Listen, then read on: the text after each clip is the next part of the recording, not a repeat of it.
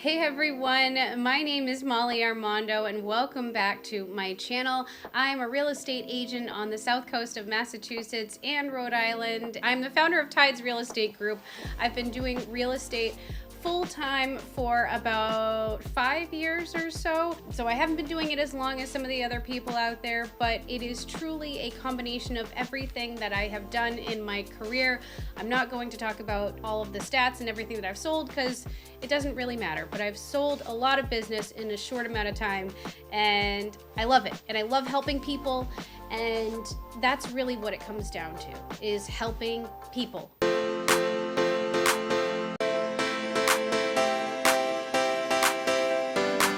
I've always said that I don't like when brokerages or agents say that they're luxury, like luxury is their clientele or their specialty. Because if you're a good agent and you market a property the right way, it doesn't matter if you're selling a $250,000 fix and flip to an investor or a $2.5 million property.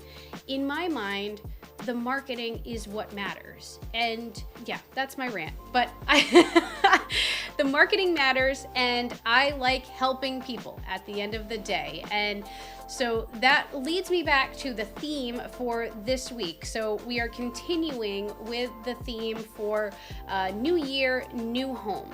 And for this week's topic, I am going to be talking about renting versus buying. Now, I get asked this question all the time: if it's a good time to buy, if it's not a good time to buy, should I keep renting? The troubling part about this question is that it's not so simple. I can't just say, yes, you should buy a house, because that's not the case. There's many more components that go into it, right? It depends on your unique situation. The truth is, like, there really isn't one answer. Today, I'm going to break down everything that I know that will help you to make that decision, because at the end of the day, you are the one that you're the only one that can make that decision. No one else can, right? But what I can do is give you the information and tools and what I'm seeing in the industry now to make the best, to help you form the best opinion, right? I always say that information is power. That's one of my isms, my Molly isms. Information is power. The more that you know, the better equipped you'll be to make a decision, whether it's now or 10 years down the road. So if I were a renter right now, I own my home, but if I were renting right now, some of the things that you would consider, and some of this may sound obvious, but obviously you have to compare what is your current rent, right? You have to take a look at your current, what you're getting for that amount. You also need to understand the financials if you were to purchase. So getting pre-approved, having that conversation with a lender, it doesn't cost you anything. And again, going back to my ism that I just said, information is power. The more that we know about our own personal financial situation and how we stack up in the mortgage world is going to be really, really powerful information. If you're asking yourself this question, should I buy or should I rent, then you definitely need to get pre-approved, because that information will help you to figure out which path you're going to go.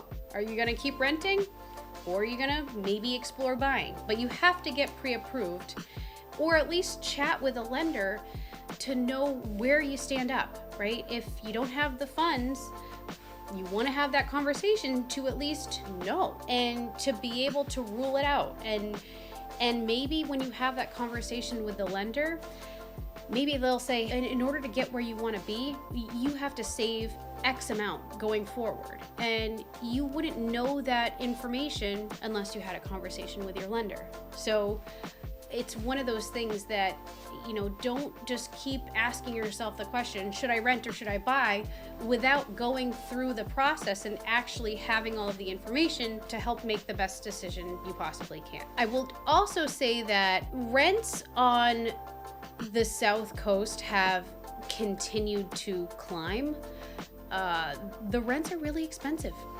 Like really expensive. A single family home, you're looking at least $3,000 for a yearly rental. And I mean, you can Airbnb, but that's not going to be much cheaper, and you're only going to really be able to do that in the off season, because in the South Coast everyone wants to come down and be here for the summer. So Airbnbs are pretty much booked for the summer. You don't really have a lot of options. So you kind of have to look at that $3,000. Let's just take that for an example. You have to look at that $3,000 spend, and if you, let's say you had to spend a little bit more, you know, let's say you had to spend $3,500 if you were getting a mortgage, is that $500 difference, is it going to break the bank? Maybe, maybe not. But at least you're not giving your money to somebody else. That's one side of it. The other side could be maybe you don't want the responsibility of owning a home, because that is very legitimate. Owning a home is a lot of work. I mean, I love all of the, I wouldn't say I love the maintenance, but I love taking something from nothing and turning it into something. So I love the process of fixing up a house and making it your own. And it takes time, but that's like the creative part in me. I've just always enjoyed that.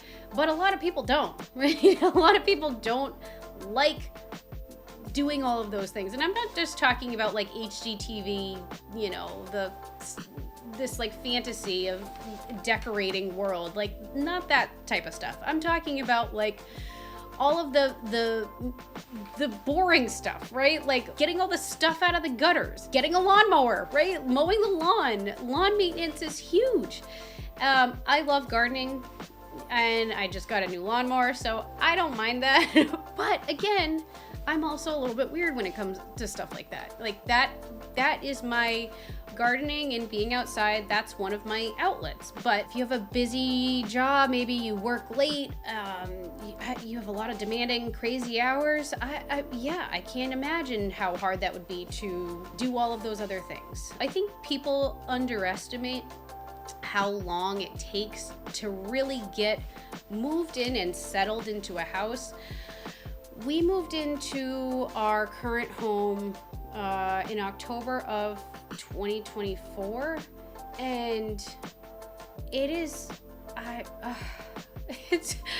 we're still not moved in. I mean, we're moved in, but it takes so long, and you forget. I should have remembered the last time, you know, from 5 years earlier. It takes years to really, really feel like comfortable, and I think that's why I like the process, is because I always need to be doing something.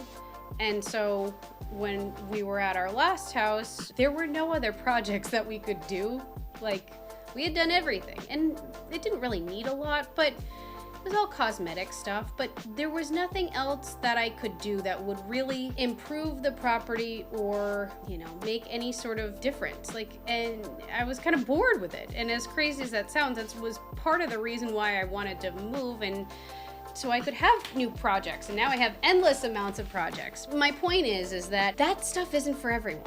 And so if you don't have time for that, yeah, maybe your job is temporary. Maybe you don't know how long you're going to be in the area. Renting may very well be one of the best options for you going forward. But I will say that I do think that if you're looking to buy on the South Coast, I believe that there are going to be a lot of opportunities this upcoming year.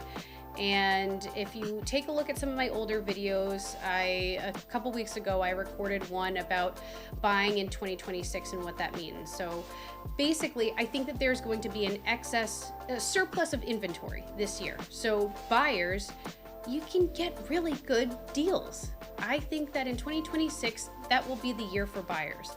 So if you're kind of on the fence, deciding if you want to rent, if you don't, what should you do?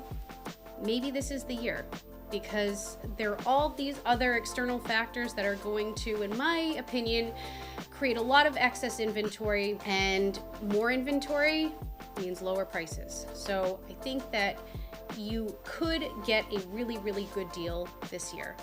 So another thing to take it, you have to think about the market, right? What is the market doing? But there's a lot of uncertainty in the world. But I do know that your money's going to work a little bit harder for you and at least go towards something versus renting, right? If you're renting, you're just your money's just getting thrown in the air. But for some people, based on where they are with work, career, whatever, that may be the better way to go. Back to my point, should you rent or should you buy? This is a decision that you are the only one who can make. And you can ask for a million different opinions, but at the end of the day, it is your decision. And the best time to buy is going to be when it's the best time for you, right? And I am happy if you have any other questions about the area specifically, areas that may be a good fit for you. I'm happy to chat with you. I love getting contacted by people who found me on YouTube. I've really been connected with people all over the world, and it's awesome. It's one of the best things about my job is the people that you meet along the way. Truly, it's the best part, hands down. So text, call, email, whatever it is, get in contact with me somehow. I would love to chat with you and see how I can help you. And again, my name is Molly Armando. I am the founder of Tides Real Estate Group, located on the south coast of Massachusetts and Rhode Island. And if you found this video to be helpful at all, even in the slightest bit, hit the subscribe button so that you get notified anytime. My goal is to do one once a week. So I'm 4 out of 4 so far. So for 2026. So I'll keep it going. But yeah, thank you guys so much. And if you have any questions, I'm here. Have a good one. Bye.